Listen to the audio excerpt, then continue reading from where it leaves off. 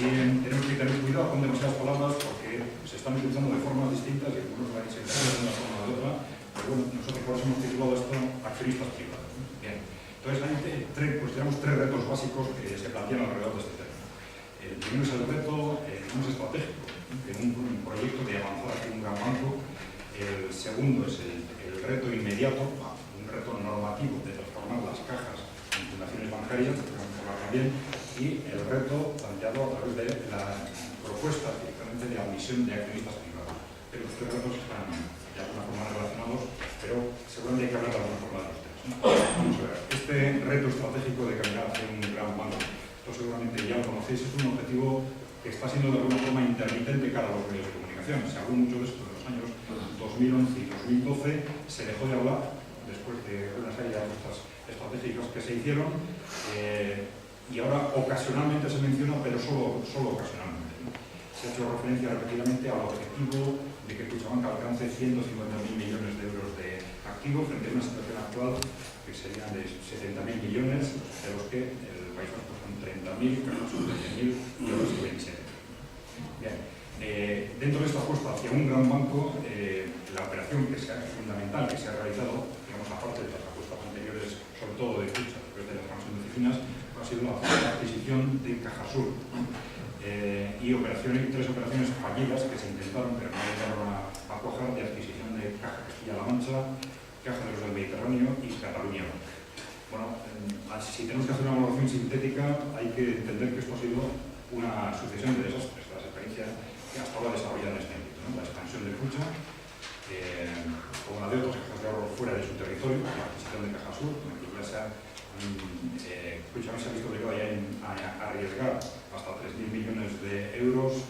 No tenemos exactamente calculado porque no hay mucha claridad, igual que no somos científicos más concretos, ¿no? Pero las pérdidas que esa inversión ha generado hasta ahora, estamos hablando de 500 millones, pero esa es una cifra que todavía no está clara. Y luego los tres intentos de adquisición de esas otras entidades, cada uno de esos intentos, si estas entidades eran de tal dimensión y con tal volumen de agujero financiero, digamos que si se llegan a haber materializado, nosotros entendemos que cada una de ellas hubiera sido suficiente para acabar con Kutxabank y con nuestro sistema financiero. Gracias a Dios, ninguna de esas tres se llegó a materializar, por causas en principio ajenas a la voluntad del Ejecutivo. Bien, creemos que esto ha llevado también a Kutxabank, esta estrategia, a una importante desacreditación estratégica, que las estrategias de los ejecutivos se han centrado donde no tenían que haberse centrado, especialmente en un momento de crisis. Entonces, en Europa se está hablando repetidamente de que hay dos tipos de políticas que hay que desarrollar para hacer frente a la crisis, como lo más importante que tienen que hacer todos los gobiernos ante la crisis es qué hacer con su sistema financiero. Si tu sistema financiero está mal, reestructúralo. Si tu sistema financiero está sano, pues protégelo y enfócalo hacia la economía real. No sé qué es lo que nosotros tenemos que hacer. Teníamos un sistema fundamentalmente sano, protegerlo y enfocarlo hacia la economía real. Bueno, hemos hecho de todo menos eso. Bueno, además hay una desorientación estratégica y como consecuencia una importante desatención al tejido productivo vasco. Bien, el segundo reto de la transformación en fundaciones bancarias, ¿no? Bueno, aquí tenéis en un cuadro, hemos intentado sintetizar cuál es la composición de poder en las cajas actuales y la composición en las fundaciones bancarias, en base a máximos y mínimos para que nos podamos situar, ¿no? Esta es la interpretación que habitualmente se está haciendo. Es decir, las entidades públicas tienen un 40% en este momento y en el caso de las fundaciones bancarias, por normativa, bueno, esto no he explicado con detalle, pero creo que todos lo conocen, ¿no? La normativa dice que las cajas que controlen un banco, en el caso de Kutxabank, tienen que transformarse en un periodo de un año en fundaciones bancarias, que es una estructura similar, también fundacional como las cajas, pero que se compone por un patronato con esta composición, ¿no? Bien. Entonces ese 40% en principio se transforma en un máximo de un 25%, esto es un tema clave, pero creemos que en base a la redacción también hay posibilidad de escapar de este 25%, luego siempre hablaremos de esto.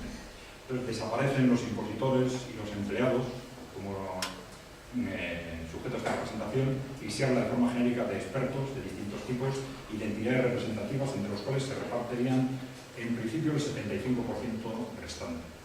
Esto va a dar lugar a suponemos que primero una pelea política y luego a una representación bastante, seguramente, anárquica, ¿no? Pero bueno, en principio tenemos una amenaza de reducir el peso de las entidades públicas un 40 o 25% y el resto seguramente se va a quedar bastante más diluido que el actual. Bien. De todos modos, creemos que si se quiere, me falta también voluntad política para esto, puede evitarse a través de un análisis detenido de lo que realmente dice esa amenaza, ¿no? Y creo que hace falta voluntad política. Bien, vamos al reto fundamental, que es el tercero, el de los accionistas privados. Bueno, primero, ¿en base a qué razones se plantea esto? Bueno, hay que decir que las razones no están claras y que unos días se habla de unas razones y otros días de otras, ¿no? Pues se ha dicho que Europa nos obliga, que la ley 26/2013, la ley de cajas de ahorros y fundaciones bancarias, nos obliga. A veces se dice que va a ser necesario para prestar el capital y otras veces se dice que va a ser necesario para configurar ese gran banco.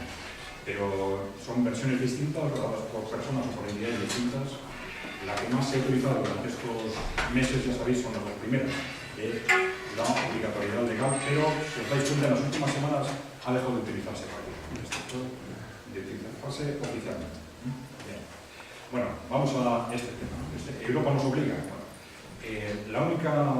no hay ninguna norma europea en la que se establezca este tipo de obligación. Lo único que hay es lo que se llama el MOU, el Memorándum de Entendimiento, que no es una norma, sino que es un pacto entre el Eurogrupo, entre la Unión Europea, si queréis, y el gobierno español, ¿no? Es decir, con cláusulas, unas son propuestas por una parte y otras por otra, ¿sí? No queda claro quién.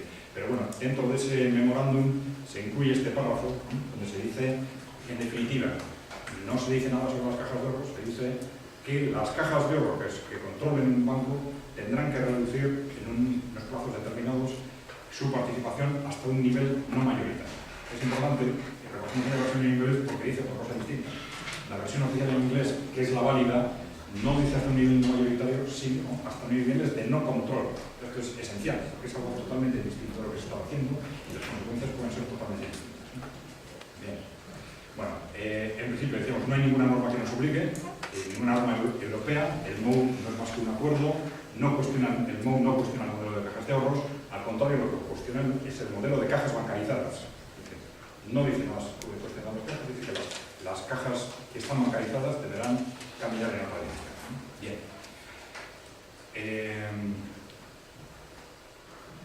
El MOU no dice nada sobre cómo esa pérdida del control, qué consecuencias tiene que tener. Esto es esencial.